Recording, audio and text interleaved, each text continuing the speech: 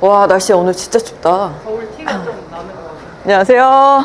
우리 관리 소장님. 메뉴는 혹시 메뉴 뭐 우리 사무실 근처에 가깝고 그나마 제일 맛있고 김치찌개 아니면 여기 자주 오는데 오늘은 좀 밥다운 밥을 먹고 싶다 하면 여길 와요. 오늘 이제 중국 가잖아. 가면은 또 한식이 진짜 너무 그립단 말이지. 그래서 거의 가는 날 가기 전날 많이 와요. 여기 앉을까? 내가 이쪽으로 앉을게. 아니면 또 오늘 갑자기 또 이렇게 찍자고 준비도 안 하고 나왔는데 우리 피디님 좋아. 이런 열정 너무 좋아. 워낙에 사람도 엄청 만날 일도 많으시고 한데 되게 막 매력 있고 사랑받은 티 나는 분들 있잖아요. 사랑받는 사람의 특징이 뭐라고 생각해요? 그 사랑받고 자란 사람들은 약간 뭐라고 해야 되지? 티가 없어. 그 티라는 게 그러니까 무슨 말을 했는데 그냥 순수함 그 자체야. 이 사람이 이 말이 결례가 될지 안 될지 그조차도 모르는 거야. 티 없이 맑다라고 하잖아. 그런 거 보면은 좀 한편은 부럽기도 하고 난 너무 사회에 달아가지고 그런 거 좀 많이 느끼죠. 그런 사람들 예를 들어 부잣집 딸이야. 사실 그런 걸 경험하지 않았으니까 그냥 물어보는 거야, 순수하게. 근데 상대는 상처를 받을 수도 있고 그 친구를 알면 원래 이런 친구니까 하고 이제 상처 안 받는 경우도 있겠지. 근데 모르면 또 오해할 수도 있고. 근데 그런 사람들은 좀 티가 나더라고. 티 없이 맑은 티가. 혹시 외동이니? 약간 그렇게 물어볼 법한 약간 그런 느낌일 수도 있겠다. 연애 해보신 경험 중에서 잘생긴 분들도 물론 많이 만나보셨겠지만 외모 말고 성격만 보고 만났다거나 아니면은 성격 외에 다른 부분만 보고 괜찮겠는데 해서 만나신 경험이 있으세요? 어릴 때는 외모 위주로 좀 우선순위였던 것 같고 20대 초반에는 그리고 20대 중후반부터는 그 사람의 뭐 매력, 경제력일 수도 있고 아니면 성격일 수도 있고 또는 뭐 키나 이런 외적인 걸 수도 있고 30대부터는 되게 종합적으로 육각형이라고 하잖아요. 밸런스 그걸 위주로 더 보고 만나다 보니까 내가 지금 이 모양인가 봐. 근데 그 육각형 되게 어려워. 우리 피디님도 마찬가지잖아. 지금 30대죠? 그러니까 사람 만나는 게 남들은 너 너무 완벽한 걸 추구하는 거 아니야 라고 하지만 작은 육각형이어도 돼. 눈에 보이지 않을 정도로 작은 육각형이어도 되는데 그게 이제 또 쉽지 않은 거지. 왜냐면 뭐 다 괜찮은데 성격이 너무 약간 모났어. 그 부분이 나랑 좀 안 맞는 거지. 나한테는 그 결함이 엄청 크게 느껴지고 내가 뭐 할 말은 아니지만 어쨌든 결혼을 내가 아직 안 했으니까 아니 그러니까 못한 게 맞지 사실은. 자기 객관도 잘 돼 있거든. 그런 부분을 많이 내려놓고 성격은 못 내려놓겠어 사실은. 다른 부분은 좀 많이 이제 맞춰가는 게 더 중요하지 않나. 내가 더 부족한 게 많으니. 외모를 완전 포기하고 성격만 보시고도 하셨어요? 내가 그게 안 돼서 못했나 봐. 한 30%는 보는 것 같아요. 내 기준에. 뽀뽀는 돼야 된다고 하잖아. 그런 느낌. 10점 만점에 10점인 이상형이 있는데 돈이 한 푼도 없다 하는 연애 괜찮으시죠? 사실 내가 갇혀 있는 상태면 괜찮은 것 같아. 그래서 남자들은 자기가 갖추고 좋아하는 여자, 사랑하는 여자는 자기가 케어하려고 하잖아. 근데 내가 갖춰져 있지 않은 상태면 아직은 내가 그 정도 여유가 없나 봐. 아직 앞으로 가야 될 도착지가 더 많이 남아있고 머니까 그렇게 내가 케어해줄 정도의 여유가 아니라고 내가 생각하는 것 같아. 동생분도 뭐 외람되지만 돈이 없으신 상태고 여자친구도 돈이 없는데 만나보겠다 하면은 혹시 뭐라고 얘기해요? 난 너무 땡큐지. 너무 감사하지 그 여자분한테. 없는 내 남동생을 만나주면 너무 고맙지. 사실 내 남동생이 여유가 많은 상태에서 결혼한 것도 아니야. 그래서 우리 올케한테 너무 고마워. 결혼 못할 줄 알았어. 경제력이 별로 갖춰져 있지 않으신데도 그렇게 어떻게 잘 연애를 하신 비결이 뭘까요? 내가 봤을 땐 여자 쪽인 친구가 경제력이 뛰어난 건 아니지만 자기 일을 해. 그리고 맞벌이니까 뭐 그래도 힘들진 않겠다 이렇게 판단한 것 같아. 전문직이고. 너무 고맙지 그렇게 용기 내줘서. 그리고 그런 친구가 나는 없다고 생각해. 우리 윤경이 보고 있니? 사랑한다. 최근에 조카가 태어나가지고 와 나한테 이런 선물을 안겨줘서 너무 감사하다. 요즘에 진짜 조카 바보가 됐어. 매주 볼 수 있을 때마다 꼭 보러 가. 애기 있는 집은 애기 웃음소리로 또 살아간다고.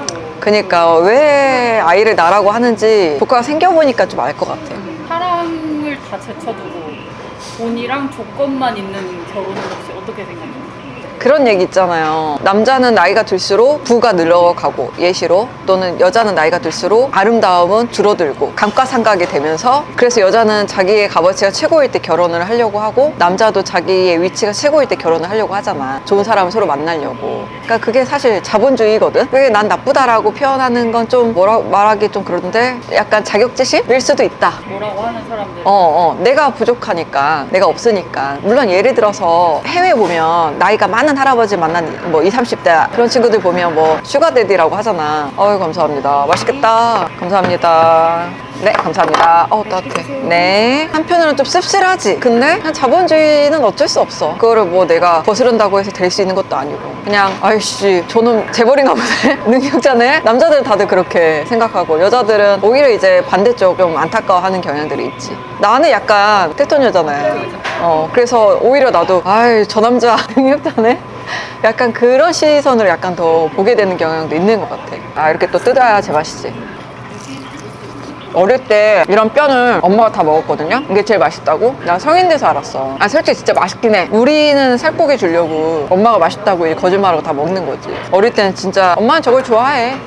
완도 출신이셔서 해산물은 남부럽지 않게 엄청 드셨겠어요. 아유, 지금도 전복 양식을 하시는데 어릴 때 그냥 반찬으로 먹었어요. 전복 장조림, 뭐 전복 구이, 삼겹살 먹을 때 거의 전복이 거의 80%. 예전에는 맨날 전복집 딸내미면은 재벌이네 맨날 이런 소리 했었는데 옛날 얘기고 어느 쪽이나 다 비슷하겠지만 옛날부터 계속 전복 양식 하셨던 거예요? 20년 가까이 되셨을 것 같은데? 나 중학교 때인가? 초등학교 때인가부터 했으니까. 서울에서 전복 보시고 전복 너무 어릴 때 질리도록 먹어서. 근데 좋아해요. 아프고 이러면 전복죽도 좋아하고. 요즘에는 30대 후반 돼도 결혼 안 하시는 분들 많잖아요. 30대의 중요한 게 뭐라고 생각하세요? 미혼이잖아요. 최근에 봤는데 어떤 기사에서 40대 미혼율이 40%래요. 결혼 시즌이 좀 많이 늦춰졌잖아요. 저는 사실 이게 감사해요. 왜냐면 결혼하면 인생에 자기 기회들이 많이 줄어들잖아. 근데 늦춰지면 그만큼 자기가 해보고 싶은 거 선택할 수 있는 것들 다 해보고 그 다음에 결혼할 수 있잖아. 그런 부분에 대해서 나 너무 요즘 사회가 너무 감사해. 그리고 여자들도 물론 가장 예쁠 때 결혼하라고 하는데 내가 이제 뭐 안 하고 늦어졌던 이유기도 하지만 필수 아니고 선택이잖아. 나도 어쩌다 보니 이거는 꼭 해야 되나 라는 생각이 요즘 들어 좀 들기도 하는데 왜냐면 행복의 기준이 더 높으니까. 결혼해도 당연히 행복하고 아이 낳아도 행복하지. 나도 그거를 경험 안 해봤으니까 해보고 싶은 생각도 있어 당연히. 근데 지금 우선의 내 행복이 더 중요한 거는 맞는 것 같아요. 먹다 보니까 ASMR 될 것 같은데. 제가 그때 컨텐츠 한번 다룬 적 있는데 20대 때는 경험을 사는데 시간과 돈을 쓰고 30대 때는 그 20대의 경험으로 직업이든 선택하라고 한번 다룬 적이 있었어요. 이제 저는 30대 초반이 되게 중요하다 생각하거든요. 그래서 왜냐면 저도 그렇게 느꼈고 저는 한결만 오래 팠잖아요. 물론 아쉬움도 있긴 있어. 왜냐면 진짜 내가 가능하다면 그 대기업의 시스템을 좀 배워서 내가 이거에 접목하면 너무 좋을 텐데 이런 생각도 들지만 김성호 회장님 그 얘기 하더라고. 오히려 대기업은 부품으로 쓰여지니까 이제 막 성장하고 있는 스타트업에서 배우는 게 가장 좋다라고 하길래 어차피 부품으로 쓰여질 바에는 내 거를 빨리 키우는 게 또 나았을 수도 있었겠다 이 생각이 들었어요. 30대 초반에 정말 내가 해왔던 걸로 가장 잘하고 좋아하고 내가 미칠 수 있는 거 아니면 그 안에는 무조건 교집합이 있는 게 돈이 되는 거, 돈을 벌 수 있는 거, 그건 무조건 교집합이 있어야 돼.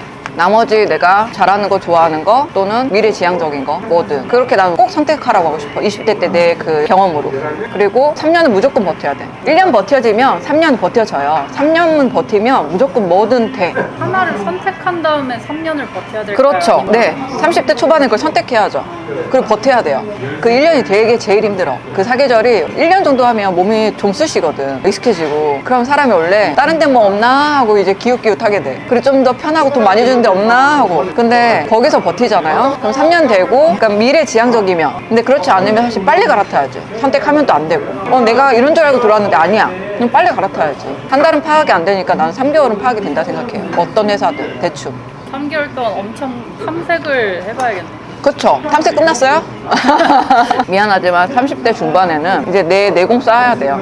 어디 움직임이 안 되고 31~2살이면 움직여도 돼. 근데 30대 중반부터는 어디서 나의 그 내공과 전공과 이런 걸 많이 인정해주고 나를 반겨주는 데는 많지 않아. 사실 늦지도 않은 것도 맞지만 내 기준에 그래도 좀 더 인정받고 어디서 5년은 했어요 그래야지 사람이 이 사람이 인정해주는데. 왜냐면 나이가 있잖아. 적은 나이도 아닌데 맨날 옮길 때마다 1년도 안 됐어. 그러면은 딱 이력서만 봐도 보이잖아. 그런 사람은 사실 어떤 회사든 좋아하지 않겠지. 그러면 대표님도 30대 중반이신 선생님들 고용하실 때는 3년, 5년은 해보신 분들 위주로? 저는 처음에 초보는 아예 안 뽑았어요. 그냥 무조건 10년 차 이상. 검증이야. 이 사람들은 성실하다는 이미 검증돼 있어요. 그래서 제가 아까도 얘기했던 거예요. 근데 그 어떤 광고에서 나왔는데 자꾸 경력자만 뽑으면 초보들은 어디서 경력을 쌓나요? 너무 와닿아요. 나도 그런 서러운 시절이 있었고 그 뒤로 이제 초보도 조금 믹스해서. 왜냐면 경력자가 있으면 커버를 쳐주잖아. 저는 그런 밸런스는 조금 필요하다 생각해요. 그러면은 만약에 초중반에 이런 시기를 놓치신 분들도 있잖아요. 모두가 이제 좋은 탐색을 하고서 3년을 잘 버텨서 중반으로 진입할 수는 없으니까 사실. 만약에 그렇게 해서 나 시간을 허송세월을 이미 보내버렸다 그러면 내가 아까도 얘기했지만 지금이라도 안 늦었어요. 인생 길잖아. 뭐 100세 시대인데 우리가 일을 사실 60대에 그만두지 않고 거의 내가 힘이 닿는 데까지 한단 말이야. 80세까지 나 우리 어머니는 아직도 일을 하세요. 우리 엄마 이제 내일 모레 70인데도 몸이 건강하면 오히려 가만히 있으면 더 병나신다고. 그리고 평생 그랬던 분이기 때문에 저희는 이제 삼형제는 맨날 그냥 수영 다니고 어디 문화센터 다니고 놀러 다녀라 하지만 한 3년 뒤에는 그렇게 하시겠대요. 지금은 이게 행복하시대요. 돈을 벌고 이렇게 사회활동 하시는 게. 그래서 그들도 지금 늦은 게 아니고 지금이라도 기회를 주는 데가 있다면 그 안목이 있어야겠죠. 아, 이 직업이다. 왜냐면 또 우리는 시간이 별로 없으니까 이 직업이다 생각하면 거기에다 뼈를 묻을 각오를 열심히 하는 모습을 보이세요. 그래야지 될까 말까 사실은. 그리고 기회를 주신 분은 정말 귀인이야. 이거 쉽지 않으니까. 왜냐면 대표도 사실 어디 가든 1년씩 밖에 안 돌아다니는 사람을 쓰는 것조차가 리스크잖아. 근데 그 사람한테 내가 기회를 줬다는 건 엄청난 거거든. 그러니까 감사하게 생각해야 돼. 이제 30대 후반에 접어드신 분들한테는 사회활동? 이런 게 제일 중요하거든요. 저는 아직 안 돼봤으니까 좀 궁금해서. 저는 사회활동은 무조건 죽을 때까지 할 수 있으면 하라고 얘기하고 싶어요. 그게 자본이, 돈이 있든 없든. 안 그러면 사람이 그냥 뇌가 멈춰. 사회성도 떨어지고 당연히. 물론 좋지. 뭐 골프 치러 다니고 해외여행 다니고 내가 여유가 있어서 그런 삶만 누리면 너무 좋지. 근데 사람이 혼자 살아갈 수 없다고 하잖아요. 그리고 어느 순간 그것도 지루해. 맨날 놀면 나랑 놀아줄 사람이 있어야 놀지. 그 상태도 똑같이 여유로워야 돼. 물론 이제 가족끼리 하는 것도 괜찮지만 그러면 가족끼리도 한계가 있단 말이야. 그 사회성이. 그래서 나는 꼭 작든 크든 그래서 이미 뭐 회사 엑시트 하신 대표님들이나 뭐 이런 분들도 또 투자자로 활동을 한다든지 아니면 또 다른 뭐 브랜드를 또 다시 키운다라든지 하시거든. 왜 저렇게 하는지 너무 알 것 같아. 나래도 저렇게 할 것 같아. 그러니까 사회활동을 꼭 해야 돼요. 그리고 이제 결혼하시거나 아이 나오면 경력 단절이 많이 되시잖아. 특히 여성분들은. 너무 안타까워. 아이 때문에 내 인생이 스탑된다는 건 너무 안타깝잖아. 그들도 하고 싶어 해. 근데 기회가 별로 없고 용기가 없어서 못 하는데 나는 돈 100만 원을 벌어도 진짜 아르바이트 뭐 앞에 마트에서 3시간을 일해도 나는 꼭 일을 하라고 얘기하고 싶어. 그래야 이 사회성 결여가 안 되고 자존감도 안 떨어지고 그리고 남편한테도 우리 가정에 보탬이 되고 있다라는 그 일원으로 이제 인식이 된단 말이야. 난 그래서 꼭 자기 힘을 좀 길렀으면 좋겠어. 모든 여성들이 다. 어차피 인생 기니까. 애 키워놓고 20년 뒤에 그때는 더 결여돼서 아예 세상 밖으로 못 나와. 30대 초중반이든 후반이든 여성들은 좀 여성으로서 독립적인 삶을 사는 게 일단은 영순위로 둬야 되는 거고. 그치 맞아요. 그러니까 영순이었으면 좋겠어. 그러니까 아이를 위한 삶은 1, 2년 쏟아붓고 그리고 내 삶을 또 찾아야지. 누구 엄마로 살지 말고. 근데 누구 엄마의 정체성도 있고 김지화인 나의 정체성이 우선이 메인이 돼야지. 여자랑 남자는 조금은 다르잖아요. 아직까지 우리나라의 사회 구조상. 왜냐면 예전에는 공동육아라는 체제가 없었잖아요. 사회에서. 근데 요즘엔 육아휴가 남자도 주고 여자도 주고 똑같이 주니까 이제는 그게 거의 없어졌단 말이야. 이 사회층을 남자들이 더 먼저 독점했기 때문이야. 과거에는. 근데 지금 앞으로는 없어질 거고 기회가 여자들한테 요즘 여성 기업에 더 많이들 이제 지원을 많이 해주고 있거든요. 그래서 아마도 여자들이 더 올라갈 수 있는 기회들이 더 많다. 30대 후반 남자한테 중요한 건 뭐라고 생각하세요? 그때가 제일 생각이 많을 때지 사실. 결혼을 했든 안 했든. 결혼을 했다면 가정에 대해서 더 그 무게감과 책임감이 2배, 3배 이상 가중될 거야. 그리고 결혼을 안 했어도 내가 이렇게 좋은 사람 만나서 결혼이라는 걸 할 수 있을까? 여자들이 30대 초반이 30대가 막 되기 전에 싱숭생숭할 거야 아마. 그쵸? 앞자리가 바뀌고 내 인생이 이렇게 끝나는 건가? 정도로. 근데 남자들이 딱 40대가 그렇거든. 왜냐면 이러는 건 없고 내가 진짜 좀 비관적으로 바뀌기도 하고 자존감도 많이 떨어지고. 근데 그때 나는 그분들한테 좀 해주고 싶은 말은 어차피 인생에 내가 딱 마음 먹은 포인트가 있어요. 내가 40대가 되기 전에 무조건 나는 우리 사옥 건물 하나는 무조건 가질 거다라는 게 나의 목표였어. 근데 사실 못 이뤘단 말이야. 근데 중요한 건 뭐냐면 포인트는 이거야. 내가 계획을 세웠으면 다 이루지 못했지만 그 방향으로 가고 있잖아. 못 이뤄도 괜찮아. 근데 내가 불안한 거는 계획을 안 세워서 불안한 거야. 이제 계획을 또 세우잖아. 덜 불안하고 이제 안 불안해. 그래서 꼭 자기의 인생 플랜을 좀 앞으로 이제 시작이다 생각하고 또 세웠으면 좋겠어요. 닥트리온 회장님이 나이 45세인가? 그때 시작하셨어요. 그때 시작하셨어요. 그럼 늦지 않은 나이야. 그리고 그분이 지금 아마 60대, 70대실 거예요. 엄청난 기업으로 성장하셨잖아.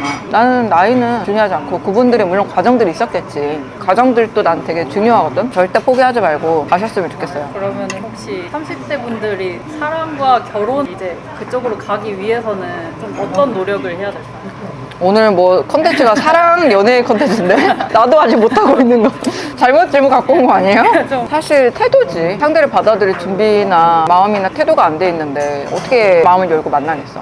나도 아직은 마음의 여유가 없다 보니까 아직 못 만난 것도 있고 그러다 보니까 마음이 안 열려서 사실 못 만난 게 가장 큰 것 같아요. 저는 그들도 어쨌든 누군가를 만나고 싶고 상대에 대한 이해, 뭐 배려 이런 태도가 몸에 배어 있으면 나는 뭐 언제든지 또 기회는 온다고 생각하니까 나는 이제 누군가를 만나거나 하면 집중을 아직 못하니까 그랬던 것 같은데 혹시 사주 같은 거 봐요? 피디님? 이제 주변에서 친구들이 많이 보더라고요. 30대 이제 되려고 하니까 뭘로 봐요? 결혼? 연애도 그렇고 뭐 직장 그런 것도 그렇고 사실 그럴 시기야. 그리고 내 운명이 어떻게 될까? 그리고 난 진짜 좋은 사람 만나서 결혼을 할 수 있을까? 뭐 일도 일이지만 근데 뭐든지 노력은 해야 되더라고요. 집에만 가만히 있는다고 좋은 사람이 집으로 찾아오지 않잖아. 그리고 일에 집중하고 삶에 좋은 태도를 갖고 살아가면은 또 주위에서 또 너 이렇게 잘 돼 있고 이렇게 예쁜데 노력하면 또 소개도 해주거나 기회가 오더라고. 모든 기회는 진짜 사람한테서 온다. 그게 일이든 뭐 연애든 결혼이든. 혹시 대표님도 사주 보신 적 있으세요? 저 한 5년 전까지만 해도 매년 봤거든요. 근데 그 5년 뒤로 안 본 거는 그냥 내 인생은 내가 바꾼다라는 개념이 더 강해져 버렸어. 왜냐면 그 사주 흐름이 바뀌는 거야. 내 상황이나 내 생각에 이런 거에 따라 바뀌더라고요. 아, 이거는 내가 어차피 주체적으로 내 인생을 바꿀 수 있으니까 이런 거 필요 없다. 물론 좋게 나왔어, 다. 정말. 너무 좋은 사람을 만나서 결혼하고 나도 너무 잘 되고 다 너무 좋게 나왔어. 근데 그때그때마다 바뀌는 흐름이 신기하긴 한데 어쨌든 이런 거 다 필요 없고 내가 더 내 생각 정신이 더 중요하구나 해서 그 뒤로는 안 봐요. 이별하고 세게 후회했던 연애 한번 해보신 적 있으세요? 세게 후회? 솔직히 세게 후회한 적은 없어요. 여러 가지 이유 때문에 좀 안타까웠던 적은 있지. 세게 후회한 적은 없어. 왜냐면 다 너무 그 인연들이 다 감사했기 때문에. 그리고 이제 내가 의도치 않게 우린 여자잖아. 그렇지 않겠지만 당연히 혹시라도 너무 이제 세상이 흉흉하니까 내 사람은 아닐 거야 라고 다들 생각하겠지만 혹시 몰라서 우리는 안전 이별을 선택한단 말이야. 아니 뭐 카톡 하나 띡 보내고 헤어지자고 얘기한다고? 라고 얘기할 수도 있는데 사람은 그래도 자기 안전이 우선이야. 최우선. 그래서 나는 웬만하면 그 사람들을 마지막에 자극시키지 말고 최대한 좋은 마음으로 우리가 또 나중에 좀 더 성숙해져서 1년 뒤에 또 보자 또는 좋은 친구로 봤으면 좋겠어 라든지 뭐 물론 친구 관계가 될 수 없을 수 있지만 이제 그 사람을 좀 더 이렇게 마음을 안정시키기 위해서 그리고 이제까지 뭐 나에게 좋은 기억과 뭐 추억 줘서 너무 고맙고 내 기억에 남을 사람이야 너는. 왜냐면 나한테 좋은 인식을 그 사람 마지막까지 주고 싶을 거 아니야. 그런 멘트 하나에. 그러면 안 좋게 행동이나 상황을 안 만들겠지. 꼭 여자분들 안전이별 하셔라. 연애를 하실 때 상대를 위해서라면 이거는 좀 예의로 지켜야 된다. 좀 전에 얘기했던 것 중에 안전이별을 얘기했는데 진짜 세상이 좁더라고. 진짜 좁아. 안 볼 것 같은데 안 볼 것 같잖아. 언젠가 본다? 진짜로 세상 되게 좁아. 그리고 한 달이 건너 한 달이 다 아는 사람이야. 나는 이제 좀 이제 활동을 하니까 그럴 수도 있는데 웬만한 사람들은 내가 봤을 때 한 3-4달이만 건너면 다 알 수도 있어. 그 정도로 좁아요. 그래서 진짜 착하게 살아야 돼. 그리고 나는 돈도 착한 돈이 있고 나쁜 돈이 있잖아. 착한 돈. 예를 들어서 불법으로 번 돈은 나쁜 돈이고 내가 성실하게 일해서 번 돈은 착한 돈이잖아. 그러면 나는 그 나쁜 돈은 금방 날아간다 생각해. 그리고 착한 돈은 내 주머니에 오래 있으려고 해. 그리고 착한 돈의 성질이 착한 돈만 더 붙이려고 해. 그래서 나는 착한 돈만 벌려고 노력해요. 그래서 뭐 당연히 아직 착한 돈들이 많이 없지만 어쨌든 그렇게 노력해서 그들이 세상도 좁고 착한 돈, 나쁜 돈, 착한 사람, 나쁜 사람 이렇게 얘기했지만 항상 착한 사람이 주로 되는 연습을 하고 세상이 좁으니 그들만 만날 수 있는 또는 그런 이미지인 사람으로 만들어라. 요즘에는 뭐 재능 있는 분들도 엄청 많잖아요.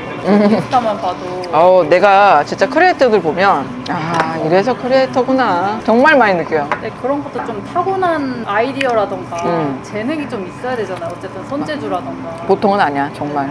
타고난 게 없는 분들도 사실 많잖아요. 타고난 게 없는 사람들, 저 같은 경우는 노력파예요, 진짜. 그렇다고 막 사람들이 노력하는 그 뭐 10배 이상 뭐 노력하는 건 아니야. 나도 보면 게을러, 그런 거 보면. 성공은 하고 싶은데 그만큼 노력도 안 하잖아. 제가 일론 머스크 어제 인터뷰 보고 깜짝 놀랐어요. 모 기업의 대표가 일론 머스크랑 만나는 자리가 있어서 저희 언제 식사는 한번 하시죠 라고 했대요. 근데 일론 머스크가 뭐라고 했냐면 충격 먹었어. 자기는 밥 안 먹는데. 그러니까 밥 안 먹는 사람이 어딨어. 무슨 말이냐면 자기는 회의할 때 밥을 챙겨와서 먹으면서 회의를 한대. 자기는 눈 뜨고 눈 감을 때까지 일만 한다는 거야.